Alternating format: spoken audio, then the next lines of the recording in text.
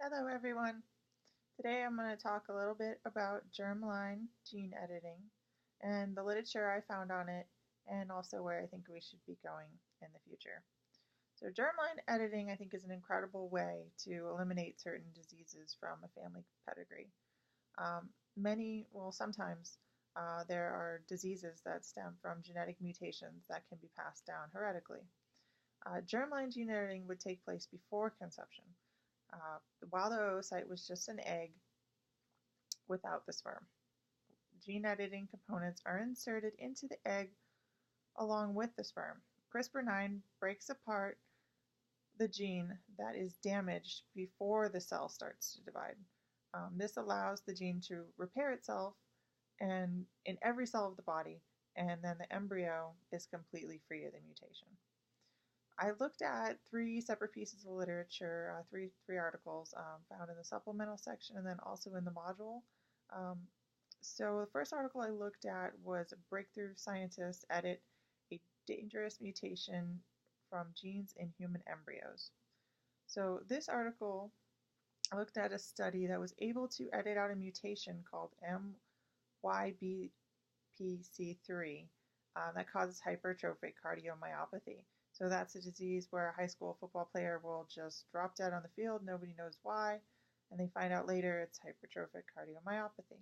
Um, they were able to correct the mutation in every cell of the body in 72% of the embryos they injected CRISPR-9 into. They were looking to correct 90% of the embryos, but this seemed like a significant start to this type of gene therapy. These embryos were not allowed to develop into humans. So it seems that there is a large part of the data missing as to how these humans would have done long term if they were allowed to develop into humans. Um, there's just too much controversy going on in the United States over this type of therapy. So any future studies would have to be done outside the country or maybe at a later point in time when this therapy would be allowed in the United States. Um, the second article I looked at was the upside of bad genes. So they brought up the fact that diseases like cystic fibrosis, there are mutations that over time our bodies develop to protect us against tuberculosis. Well, now we have antibiotics, so we don't really need that as much. But what about drug resistant bacteria? It seems like bacteria is mutating faster than we can come out with antibiotics. So I don't really know if it's such a great idea to eliminate these mutations out of our genes. What if in the future we come up against a ton of these multi-drug resistant bacteria, and what if we need those modifications? And I think maybe it would be more interesting to look at a way to modify genes to just have a mutation that would protect us against tuberculosis, but not allow us to develop cystic fibrosis. I think that would be a better way to look at it instead of trying to wipe them out completely, because you just never know what the future will hold. So the final article I looked at was um, on Duchenne's muscular dystrophy. It was gene editing offers hope for treating Duchenne's muscular dystrophy, the study finds. This article was fascinating to me because it was looking at a study where they were actually able to change the dystrophin protein gene in mice during fertilization to make a heritable change to the genome. Um, this was great for eradicating muscular dystrophy in the mice. However, it did nothing for the mice that were already had the disease. So next they looked at young mice who had muscular dystrophy and injected them with a vector virus um, and infected the muscle cells throughout the mouse's body, snipping out the defective dystrophin gene. The muscles were able to repair the DNA and generate dystrophin proteins.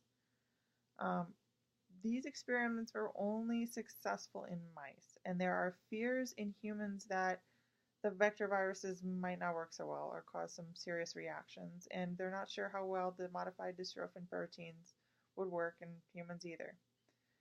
So this type of therapy also competes with antisense oligonucleotide drugs. They also change muscle cells and generate correct proteins. But instead of cutting out the DNA, it just skips it further down the line where it's not broken. Um, Gene therapy, however, would last longer, and would work on all the muscle cells of the body. I guess the drug therapies don't work as well in cardiac muscle. So, and plus, you wouldn't have to take a pill every week. So, in the future, I would like to see the U.S. allow more studies on human embryos to um, modify genes to eradicate diseases. I am much more interested in gene therapy for somatic changes, but for the sake of this discussion, I'll focus on germline modifications. I think science should be used to create a better world for all of us, and eradicating certain diseases would certainly be part of creating a better world. However, um, it gets a little tricky when it comes to creating designer babies. Um, I don't think this type of service would come cheap, so I don't think there would be a huge area for abuse. And I think if we were talking about abuse, there would be policies in place so that wouldn't happen, and anything like that would be far much later down the road. Um, this is where I get a little hung up on this issue, though, because the world is so overpopulated as it is. Um, so many children need to be adopted. I would think that would, if you knew your genes were so badly damaged, wouldn't the best thing to do would be just to not have children? But still, in the future, I would like to see the United States allow more studies on human embryos, and I would like to see if they could grow into humans, and then we could study them long term to see how well they could remain disease free. Um, but whoever, it seems this is all pretty far off, and but in the future, who knows? However, in the near future, I could see more studies being performed on humans to create somatic changes for people currently suffering from diseases. Um, and I think I would personally like to see gene therapy focus on people that are currently sick and help to eradicate diseases that are currently happening. And as in with the mice with the muscular dystrophy, I would like to see more use with the vector viruses and helping people that are currently sick. So that's a little bit about gene therapy. I hope you enjoyed the speech, and I wish you all the best on your speeches. Thank you.